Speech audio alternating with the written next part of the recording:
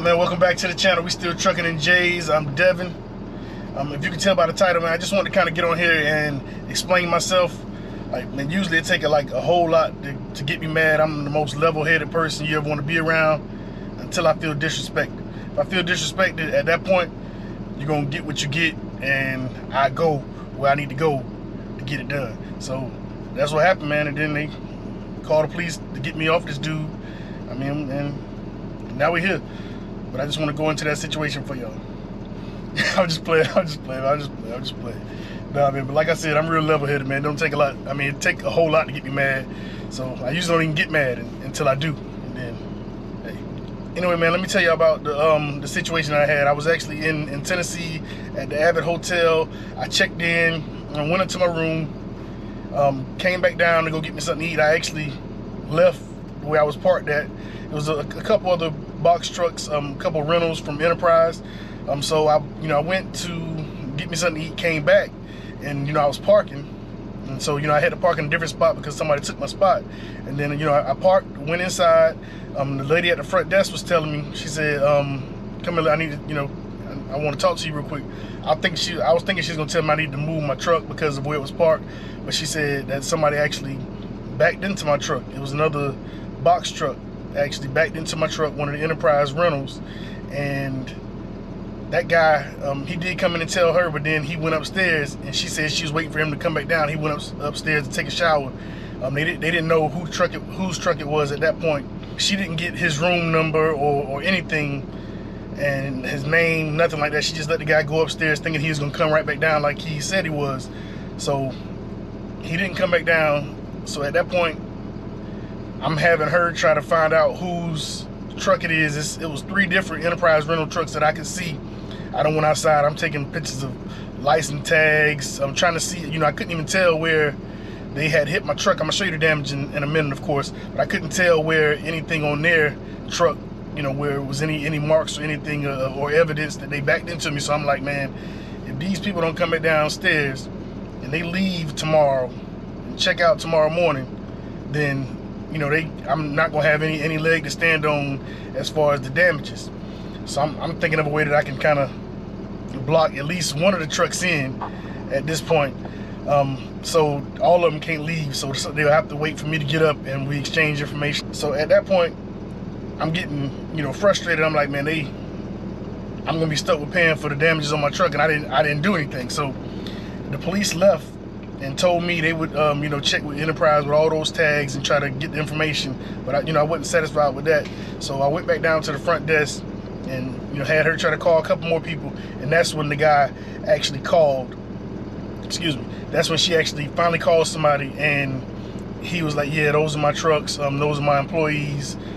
And that's when he asked to speak to me. So at that point, he was like, "I'll give you my first and last name, and you find out how much the damages are, and I'll mail you a check." I'm like,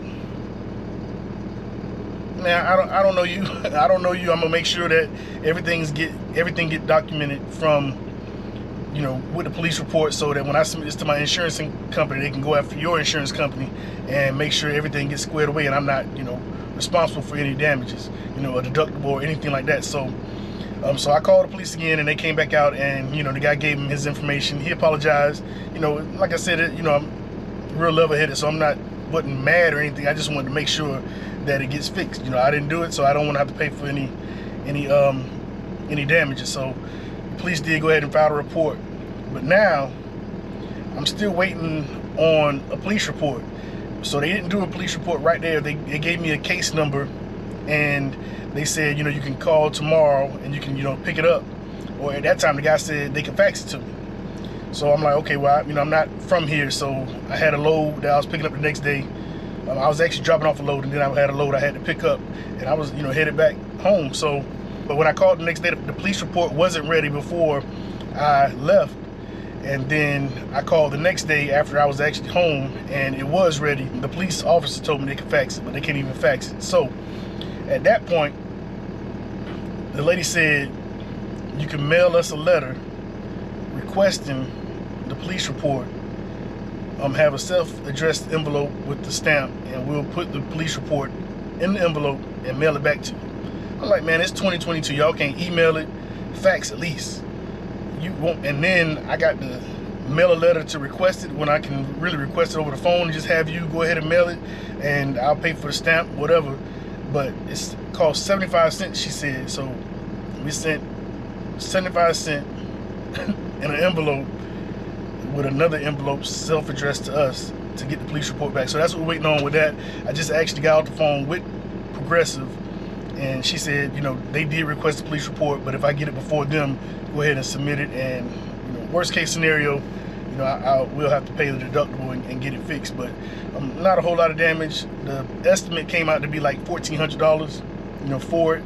So, but the deductible was $1,000. So I'm like, man, that's really $1,000 that we don't want to have to pay for something that we didn't do. So that's where we at with the report. Just wanted to kind of give you a story on what's going on, and that's with my truck, Big Bertha. So I'm gonna get out here and show you the, you know, the actual damages. All right, man, so here's the damage to my truck. Like I said, it's nothing major. Just this part right here flapping, piece right here, kind of broke right there, so they'll have to, you know, replace this whole piece and that as well. But the light is not broken or anything like that. But yeah, man, it's nothing major. Just wanted to kind of show y'all what happened to the truck and what we're having to go through to get it fixed. But it can't be out here riding or any kind of way, so we definitely got to get that fixed as soon as possible. But yeah, but ain't too bad. But that's gonna be it, man. Just wanted to check in with y'all, let y'all know what we got going on. Until next time, man, we trucking in J's. Peace.